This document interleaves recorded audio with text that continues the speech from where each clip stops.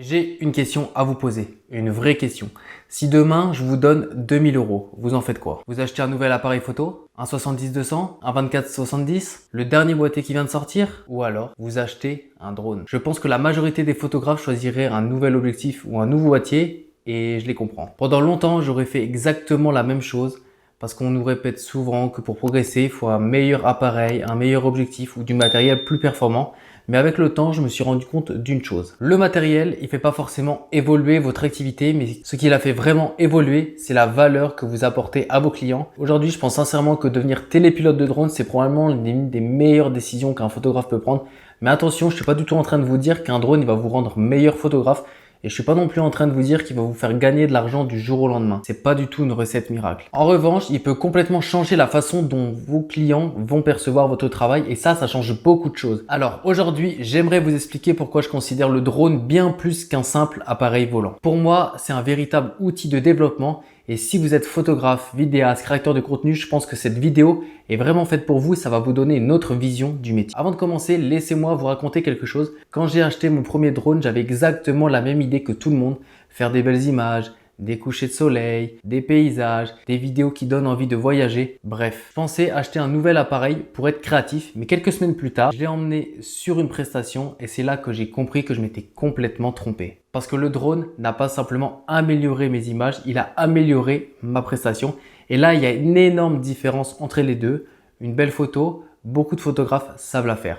En revanche, proposer un reportage photo complet avec des prises de vue aériennes, c'est déjà beaucoup plus rare et c'est exactement ce que recherchent de plus en plus de clients. Aujourd'hui, le métier de photographe, il a énormément évolué. Il y a quelques années, on vous demandait simplement de réaliser des photos. Aujourd'hui, ce n'est plus suffisant. Une entreprise veut des photos, mais elle veut aussi des vidéos, des formats verticaux pour TikTok, Instagram, des contenus pour leurs différents réseaux sociaux, des images pour LinkedIn, une vidéo pour YouTube, des plans cinématiques, des prises de vue aériennes. Le besoin n'est plus seulement de créer une image. Le besoin, c'est de produire du contenu et ça change complètement la façon dont les clients choisissent leurs prestataires. Imaginez que vous soyez responsable de la communication d'un club sportif, vous avez deux devis devant vous. Le premier, c'est celui d'un excellent photographe et le second, c'est celui d'un photographe qui est également télépilote de drone et qui peut vous livrer des photos, des prises de vue aériennes et quelques séquences vidéo pour les réseaux sociaux à tarif proche.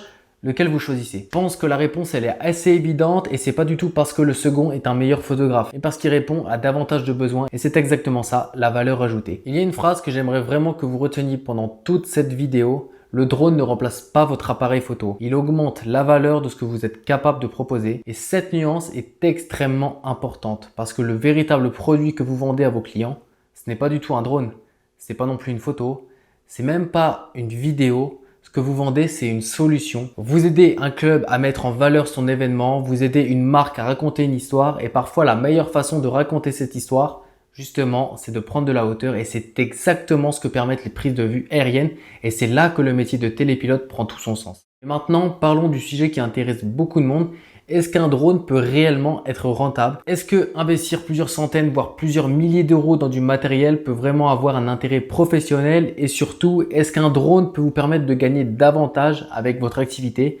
La réponse courte, c'est oui, mais pas de la manière dont beaucoup l'imaginent. Parce qu'il y a une erreur que beaucoup de personnes font, elles pensent j'achète un drone, je fais des belles images et les clients vont arriver. Malheureusement, ça ne fonctionne pas comme ça. Un drone posé sur une étagère ne rapporte absolument rien, même un excellent drone. Ce qui crée de la valeur, c'est votre capacité à l'utiliser dans une prestation et à comprendre le besoin du client et à lui proposer une solution et ensuite à intégrer les prises de vue aériennes dans votre activité. Le drone n'est pas une source de revenus. Le télépilote qui sait l'utiliser professionnel peut en devenir une. Prenons un exemple très concret. Imaginons que vous soyez photographe événementiel. Aujourd'hui, vous proposez une prestation à 500 euros. Vous venez sur place, vous réalisez les photos, vous livrez une galerie complète à votre client. C'est très bien. Maintenant, imaginez que vous ajoutez une option, des prises de vue aériennes par télépilote professionnel avec quelques photos aériennes, quelques plans vidéo, un plan d'ouverture. Cette option peut facilement représenter plusieurs centaines d'euros supplémentaires selon le projet. Pour l'exemple, prenons un chiffre simple. Une option drone, par exemple, facturée 200 euros, votre prestation passe de 500 à 700 euros. Vous n'avez pas forcément doublé votre temps de travail. Vous n'avez pas trouvé non plus un nouveau client. vous avez simplement augmenté la valeur de votre prestation. Maintenant, faisons un calcul sur une année. Imaginons que vous réalisiez seulement 15 prestations dans l'année et que sur chacune de ces prestations, vous ajoutez une option drone à 200 €. 15 fois 200, cela représente 3000 € de chiffre d'affaires supplémentaire. Maintenant, imaginez que votre investissement de départ soit, imaginons, un drone à 1000 €. Quelques batteries supplémentaires, une assurance, quelques accessoires qui vont vous permettre de faire tout cela. Vous pouvez comprendre rapidement pourquoi cet investissement peut devenir intéressant. Après, encore une fois, ce n'est pas du tout automatique. Il faut trouver des clients, il faut savoir vendre cette prestation.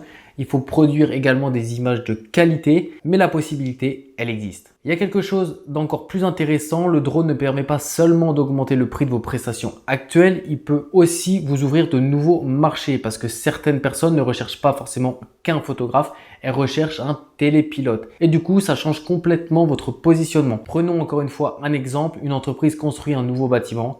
Elle souhaite communiquer sur son projet. Elle peut par exemple avoir besoin des photos du chantier, d'une vidéo d'évolution des travaux, des prises de vue aériennes pour son site internet, du contenu pour ses réseaux sociaux.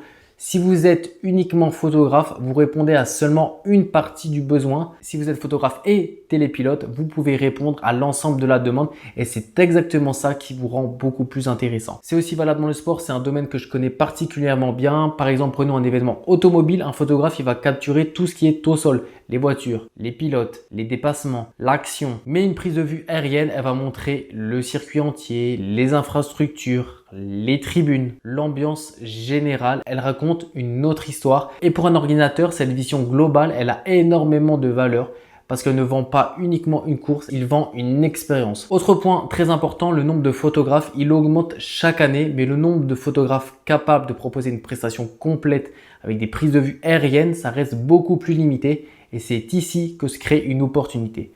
Vous ajoutez une compétence qui vous différencie, un peu comme un photographe qui décide d'apprendre la vidéo ou qu'un vidéaste apprend le montage professionnel. Plus vous êtes capable d'apporter de solutions, plus votre profil il devient intéressant pour les clients. Mais attention, je veux vraiment insister sur un point, devenir télépilote, ça ne veut pas du tout dire abandonner la photographie. Au contraire, le drone, il va venir compléter votre travail, votre regard de photographe reste votre plus grande force.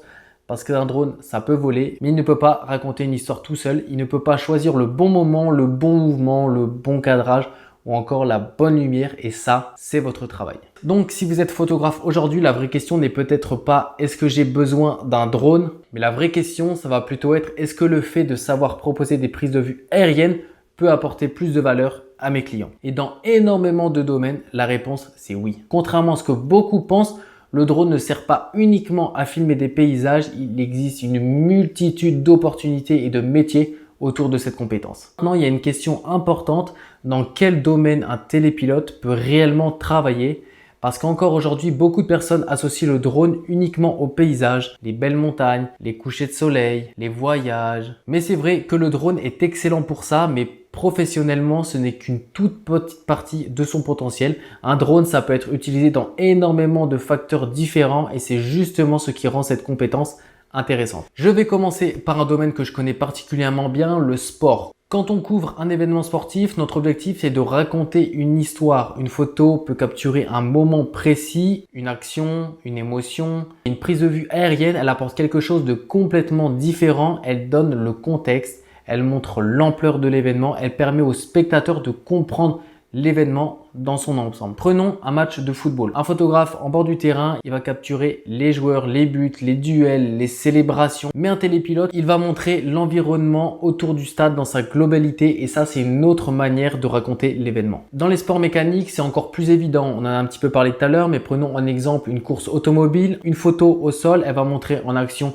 la vitesse, le pilote, l'ambiance autour de la piste, les dépassements, etc., etc. Et le drone, lui, va montrer des choses complètement différentes. Il va pouvoir nous montrer le tracé complet, les voitures qui enchaînent les virages, les paddocks, les infrastructures, les tribunes, les partenaires également qui sont présents à l'événement. De manière générale, toute l'organisation derrière l'événement peut être montrée grâce au drone. Et ça, pour un organisateur ou un sponsor, ces images ont énormément de valeur parce qu'ils ne veulent pas uniquement montrer une voiture, ils veulent montrer l'expérience autour de cette voiture. Ça peut servir également dans un autre domaine qu'on a beaucoup moins évoqué dans cette chaîne, l'immobilier. Aujourd'hui, lorsqu'une agence elle vend une maison ou un domaine, les photos intérieures sont indispensables. Parfois, ce qui fait la différence, c'est l'environnement. Une maison avec un grand terrain, une propriété proche d'un lac, un domaine au milieu de la nature, un bâtiment professionnel avec de grandes infrastructures. Une photo aérienne, elle permet immédiatement de comprendre la valeur du lieu. Elle donne une vision que les photos classiques ne peuvent pas donner en étant au sol. Et ça, pour une agence immobilière, c'est vraiment un outil de communication plus. Il est également possible de faire de l'entreprise avec tout ça. Il y a beaucoup de sociétés aujourd'hui qui ont besoin de contenu pour leur site internet, pour leurs réseaux sociaux, pour présenter leurs locaux, pour montrer leur savoir-faire, pour communiquer sur leurs projets. Imaginez une entreprise industrielle avec uniquement des photos prises au sol. On ne voit qu'une partie du bâtiment alors qu'avec des images aériennes, on comprend immédiatement la taille du site, l'activité, l'organisation, l'environnement. Le drone alors devient encore une fois un vrai outil de communication. Les drones, c'est également beaucoup utilisé dans le BTP et dans les travaux publics. Pourquoi? Parce qu'il permet de facilement documenter l'évolution d'un projet et l'entreprise donc elle peut suivre l'avancée d'un projet, la progression des travaux, l'état d'une infrastructure, l'évolution mois après mois, au lieu d'avoir uniquement quelques photos prises au sol. Encore une fois, ici l'entreprise elle possède une vraie vision globale du projet et dans certains cas, cela permet également de gagner beaucoup de temps et d'améliorer le suivi. Les offices du tourisme et les collectivités utilisent énormément les prises de vue aériennes et c'est plutôt logique parce qu'une ville vue du sol, ça n'a pas du tout la même chose qu'une ville vue du ciel. Le drone, il permet de créer des images qui donnent envie et aujourd'hui, dans un monde où tout passe par l'image, ces contenus ont une vraie importance pour les collectivités. On peut également aussi parler d'un domaine très connu, le mariage. Aujourd'hui, beaucoup de couples ils veulent garder un souvenir beaucoup plus complet de leur journée. Alors bien sûr, les photos, ça reste essentiel au sol, mais une vidéo avec des plans aériens du lieu, l'arrivée des invités, la cérémonie vue d'ensemble, le domaine, l'ambiance générale, ça apporte vraiment une dimension émotionnelle supplémentaire au reportage que vous faites. Et c'est exactement la même chose pour tous les événements privés ou professionnels. Alors pourquoi cette compétence est intéressante? Tous ces secteurs, ils ont un point commun, ils ont besoin de communiquer. Et aujourd'hui, communiquer, ça passe énormément par l'image. Alors le problème, c'est pas du tout de posséder un drone, le problème est de savoir quoi en faire. Un drone seul ne crée aucune opportunité, c'est la combinaison de plusieurs compétences donc qui devient intéressante. La photographie, la vidéo, la créativité et la compréhension du besoin du client. Et également donc de facto la maîtrise du télépilotage. Et c'est cette combinaison qui vous transforme en un véritable prestataire de contenu. Posséder un drone vs être télépilote. Alors là, il y a une vraie distinction que je trouve très importante. Aujourd'hui, beaucoup de personnes peuvent acheter un drone, mais aujourd'hui, un drone ne fait pas de vous un professionnel. Encore une fois, être télépilote, c'est autre chose. Connaître son matériel, c'est préparer une mission, c'est respecter la réglementation qui est très complexe, c'est analyser les risques, c'est comprendre les contraintes et surtout, encore une fois, être capable de fournir un résultat qui correspond à une demande professionnelle. En gros, c'est exactement comme la photographie. Tout le monde peut acheter un appareil photo, mais tout le monde n'est pas photographe professionnel. Le matériel, ce n'est qu'un outil et la compétence fait vraiment la différence. Avant de continuer, il y a un point dont il faut absolument parler parce que depuis le début, on parle d'une compétence professionnelle et être télépilote de drone, c'est pas simplement acheter un drone, appuyer sur un bouton et commencer à voler partout. Il y a un cadre réglementaire à respecter. C'est une très bonne chose parce qu'un drone, ça reste un appareil qui évolue dans l'espace aérien avec d'autres utilisateurs autour et la sécurité doit toujours être la priorité. Alors la réglementation drone en quelques mots, je vais volontairement rester simple aujourd'hui. Je ferai certainement une vidéo complète sur la réglementation parce qu'il y a énormément de choses à expliquer. Mais il y a des choses importantes qu'il faut retenir. En Europe, les règles dépendent principalement du poids du drone, de la catégorie d'utilisation, du type de mission réalisée et dans l'environnement dans lequel on vole. Pour beaucoup de télépilotes qui débutent, notamment avec des drones légers, la catégorie ouverte est souvent la première approche. La formation A1, A3, c'est une base qui est très intéressante pour comprendre les règles, les limitations, également les bonnes pratiques. Elle est accessible en ligne, permet vraiment. C'est une formation qui est gratuite, elle est accessible en ligne et elle permet d'acquérir les connaissances nécessaires pour voler dans un cadre réglementé. Selon le drone utilisé et la type d'opération réalisée, une formation A2 peut également être nécessaire et surtout, il faut toujours vérifier où on a le droit de voler. Ça, c'est super important parce qu'il y a des zones avec des restrictions comme par exemple les abords des aéroports, certains sites sensibles comme les prisons. Les zones urbaines sont majoritairement interdites, les événements particuliers ou encore il y a tout un tas de restrictions temporaires avec des arrêtés préfectoraux par exemple. Télépilote, ce n'est pas juste piloter et c'est justement ce qui fait la différence entre quelqu'un qui possède un drone et un véritable télépilote. Un télépilote professionnel, il ne se contente pas de faire simplement décoller son appareil. Il va en amont préparer sa mission. Il va analyser tout ce qui est l'environnement. Il connaît également les limites de son matériel, la batterie, la portée, etc. Et il prend en compte la météo. Il respecte également la réglementation et surtout, il sait produire une image qui répond à un besoin. Parce qu'au final, un client ne vous paie pas pour avoir votre drone volé. Il vous paie pour le résultat et pour les images donc, que vous êtes capable de produire. Alors, la vraie question, c'est est-ce que vous devez acheter un drone? Après tout ce qu'on vient de voir, la réponse dépend évidemment de votre situation.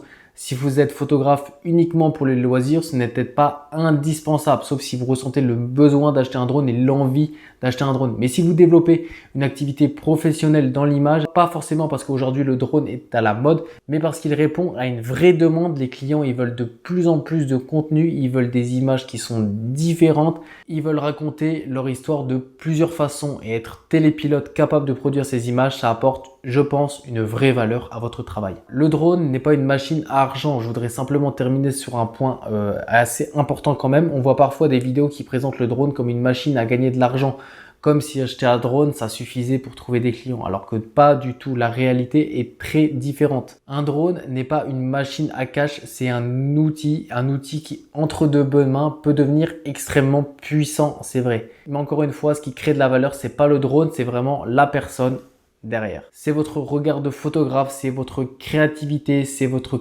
capacité à comprendre un besoin client et c'est également votre professionnalisme et votre capacité à proposer une prestation complète pour que vous ayez en face de vous un client satisfait. Et pour conclure, ce que je peux rajouter, c'est qu'aujourd'hui, donc, je considère plus du tout mon drone comme un simple accessoire dans mon sac. Je le considère comme une nouvelle façon de raconter des histoires, un petit peu comme un nouvel objectif, mais avec une particularité, un objectif qui peut prendre de la hauteur et beaucoup de hauteur. Il peut montrer ce que personne ne voit au sol. Il peut transformer une simple image en une véritable expérience. Et surtout, il peut permettre de vous différencier dans un marché où il devient de plus en plus difficile de sortir du lot. Alors si vous êtes photographe, vidéaste ou créateur de contenu, posez-vous simplement cette question. Est-ce que devenir télépilote de drone pourrait apporter plus de valeur à ce que je propose aujourd'hui? Parce qu'au fond, un drone, il ne va pas remplacer votre appareil photo, il ne va pas remplacer vos objectifs, il ne va pas remplacer votre créativité également. Il vient simplement ajouter une nouvelle corde à votre arc, une nouvelle compétence et une nouvelle possibilité de prestation. Dites-moi en commentaire si vous possédez déjà un drone et si oui, lequel. Est-ce que vous envisagez de devenir télépilote et surtout vous, quel est votre avis sur ça? Est-ce que vous pensez que le drone est un vrai outil professionnel ou alors simplement un petit gadget? Je serais vraiment curieux d'avoir votre avis sur cela. Si cette vidéo vous a plu, n'hésitez pas à mettre un petit like, à vous abonner et encore une fois, si vous avez la moindre question, l'espace commentaire est fait pour ça. Je n'ai plus qu'à vous souhaiter une bonne fin de journée et je vous dis à la prochaine. Ciao, ciao.